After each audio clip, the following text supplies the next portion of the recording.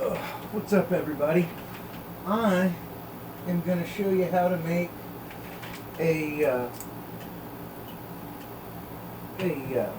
draw plate for making tubing out of HDPE or cutting board material.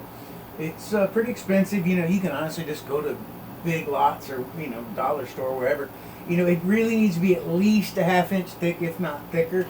But you can order it. I've got a big old couple sections because I've got 3/4 for making forming blocks. But this is just a regular old piece of cutting board material, and I'll show you.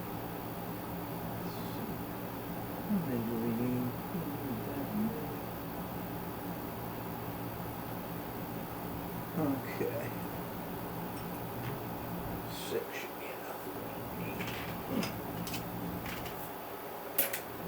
Okay. I really don't need to. I'll make this a little bit smaller than I'm probably going.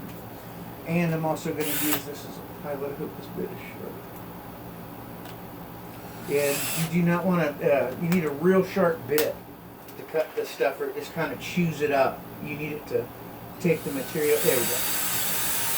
And since these are sequentially going to be larger, I'm going to go ahead and use this to pilot the rest of my hole.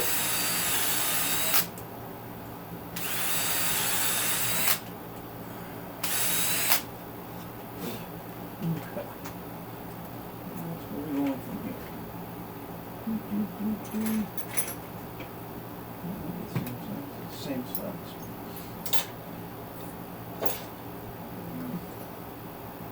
That's a good step up. Sharp-ish. And I'm randomly, I'm not doing these any specific size. I'm just getting bigger. I'm visually checking these.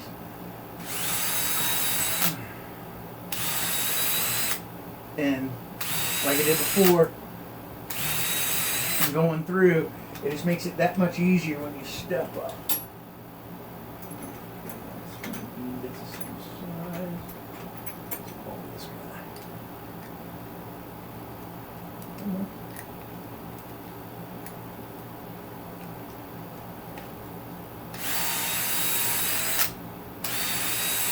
And I'm going to make a piece of tubing with this.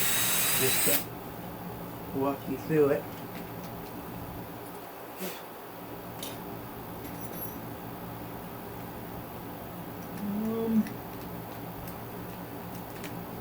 And to run over the box.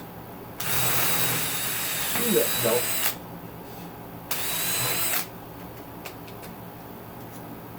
I have to run right here to my big drill index super quick and get a bigger bit. Thought I had one right there.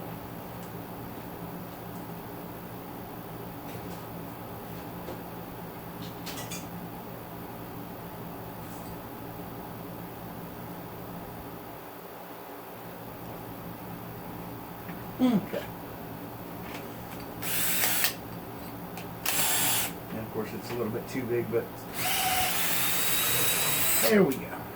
Okay, the next thing you got to do is you got to taper one side, and a lot of people use deburring tools in the shop, so it's one of them. It works pretty well.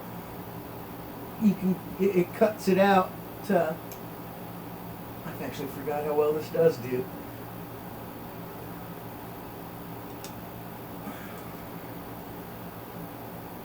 And just a few times, because when you're drawing it in, you just want to, you're pulling the metal in as you're going.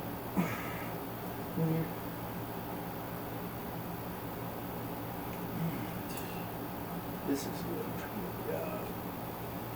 Not a simple curiosity. I want to see how these little cheat cone things work. Not really. Yeah, it doesn't like it. Yeah, the deburring tool, they got a little edge if you hadn't dulled it too bad.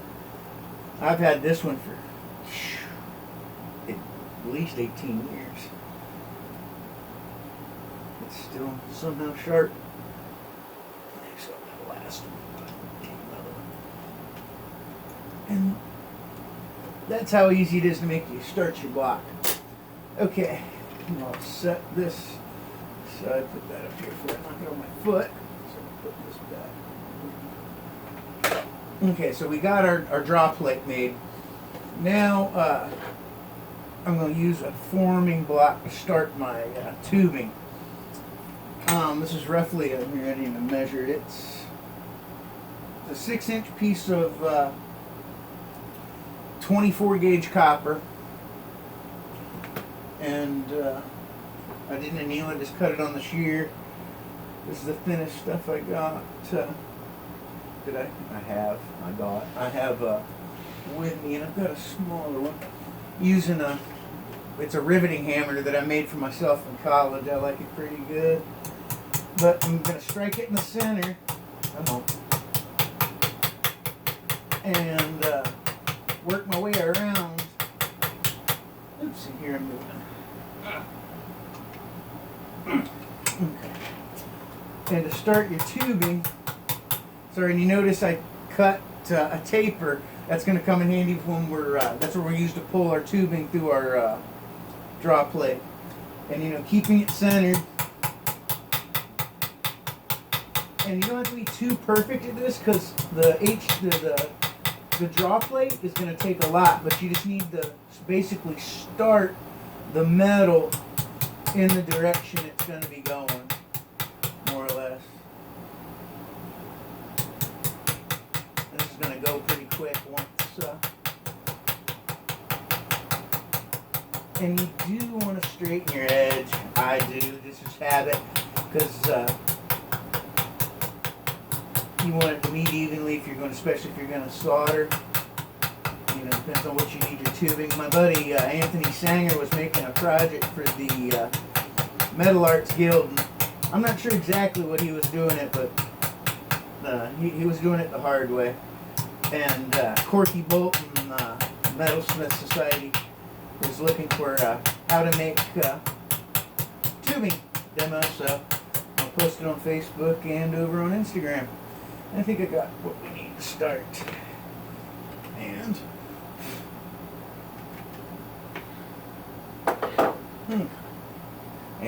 we're going to turn it around, with the taper away from you, because you're going to feed it towards yourself.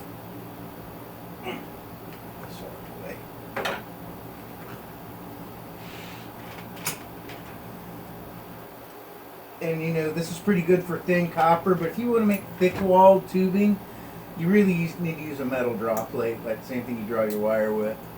So I'm going to start right here. And, oops, too big. It's funny. So, okay, going to this guy. And, come on. Okay, so there, I pulled it, and it's starting to form. I'm going to go ahead and pull it through there again, just to make myself feel better. Okay. I may have to anneal this right quick, but it's starting to get there. I'm actually going to cheat and fold this a little bit more on the end, because I'm going to cut that garbage off anyway.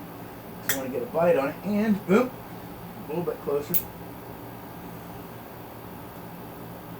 Okay. Double pull. It's getting there. And once again, I'm going to cheat and just kind of mash my tip in a little here. That tail, we're losing the tail anyway. Okay, good stuff, and okay.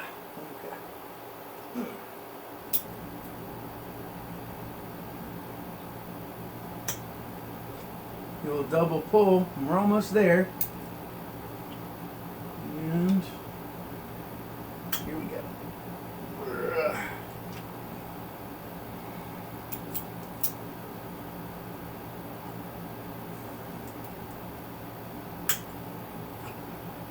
And